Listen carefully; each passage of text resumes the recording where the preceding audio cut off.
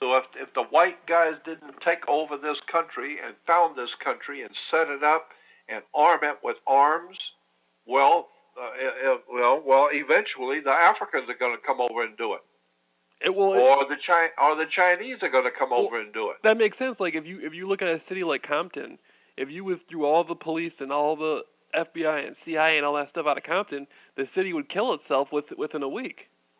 Within a week, everybody there would be fucking bloodshed on the streets in a week. And the only thing that keeps that place quiet is that the gang called the police department are even more ruthless than the gangs are. Yeah. And everybody knows that, so everybody just stays cool.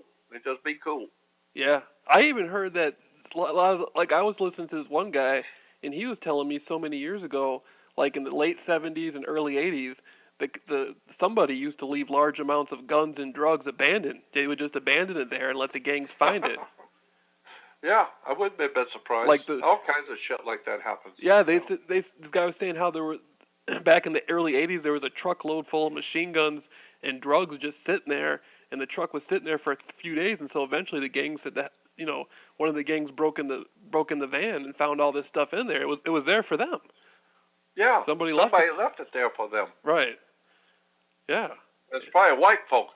Give the blacks the guns, and hopefully they'll kill each other. Like I remember what you said about Rodney King, how that whole thing was staged and manipulated. I believe that totally. Oh yeah. Oh shit. Yeah, that was. It's all very well. I told you. As I give you an example, I told you. I think I was telling you that if I was in Africa, and I'm in Zimbabwe, Africa, Nairobi, in Kenya, and I get thrown in jail, well, I'm the only white guy in the fucking place. So the smart thing for me to do is to get all the black guys there fighting each other. Yeah. So I go over and tell this one guy, I said, did you hear what that guy said about your mother? What did he say? I said, well, he called your mother a fucking whore. Oh, really? Yeah. Yeah. Now he goes over there, and now they're going to get in a fight, and everybody's going to watch this. And then I tell another guy, yeah, did you hear what he said about your daddy? No. And before you know it, I got everybody fighting each other. Good. That way the fuckers will leave me alone. Right. So the idea is very simple. Cause everybody to be in a fight, and they'll leave me alone. Yeah, and the leaders, when I was younger, I used to listen to rap, but I stopped listening and paying attention to the hype because I looked at all this stuff, and it's so stupid the way they put these guys up there with all this money, and they look like with Jay-Z. Look at his rap label. It's called Rockefeller Records. Rockefeller. Yeah, I know. And he talks about Jay-Z. He talks about Ja and Hova, and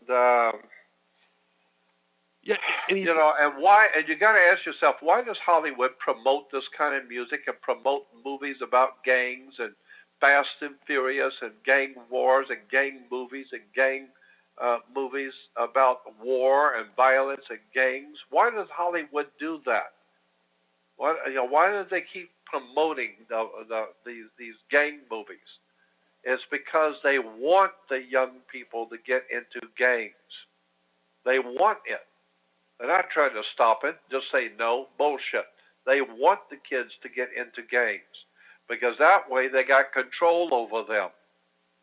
That way they got control over them. So yeah, and the guys they got promoting it, like the rappers and stuff, all these guys pretty much aren't even real gang members, but they got them up there dressed like gang members because they know. That's right. That's exactly right.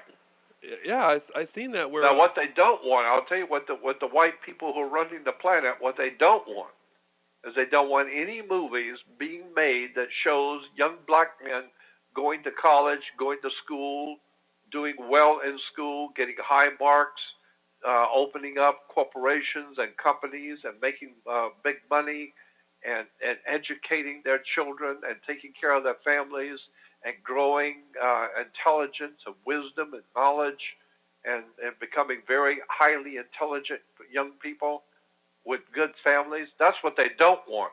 Right. Shit, you get that going, and before you know it, they'll take over the whole damn country. No, keep them on drugs and shooting each other and give them a bunch of titties and assholes and and drugs.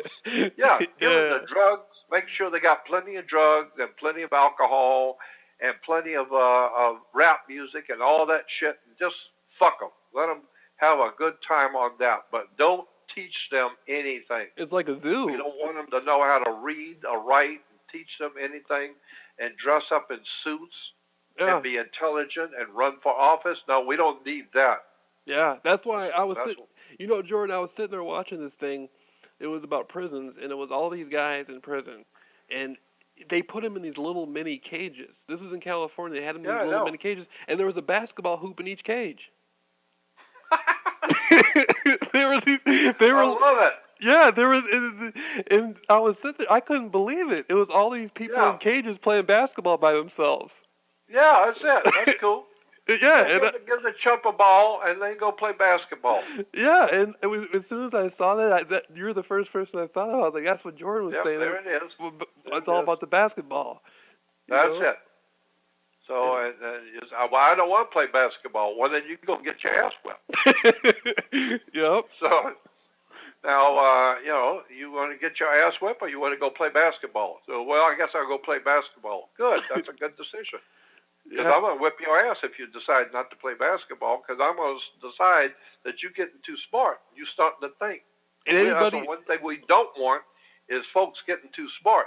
Well, that's like with the Black Panther Party. In the beginning, they had some people who were at least halfway serious, putting breakfast programs together, and they weren't as focused on the militancy. They were trying to do something. They were serious about politics, and I saw that got shut down quick. That's it. They put the and Martin Luther King, when he was out there ranting and raving about the disparities between blacks and whites people were doing this and black people were doing that, and as long as he was talking about blacks and whites, the government don't give a shit. Let him talk all he wants. But when he went to Selma, Alabama, and started talking about the rich have all the money and the poor people have nothing, oh, that's different. Now that's different. The economics of the now he's talking about the money. Vietnam. He started talking about what will we do with all this money that was going into Vietnam. Yeah. Yeah, and so then they said, wait a minute, the fool's talking about the money now. Yeah. Yep. Now you're talking about the money, so we got to whack you. We've had enough of your bullshit. And not only did they kill him, they killed his mother and his brother. That's right. So. You know, his mother got assassinated in a church, and his brother, they found his brother dead in a swimming pool, strangled or something. Well, that should tell you something right there. Yeah, they hit. The same thing with. I remember I was watching your video about Kennedy, about something about. It was an older video you did in the late '80s, but it was about how you were saying in the video how about 100 people died. Oh yeah, over 130 people died. With Kennedy, right? With Kennedy, absolutely, no doubt about it. Go back and read this out there on the web right now. How many people died when Kennedy was assassinated? How many people died? It tells you. It'll give you their names and addresses and who they were and how they all were found dead. Their throats were cut. They were shot in the back of their head. There's about 130 people who knew too much. They knew the Kennedys personally, or they saw something they weren't supposed to see, or they found out something they weren't supposed to know, and they went bye-bye. They got whacked.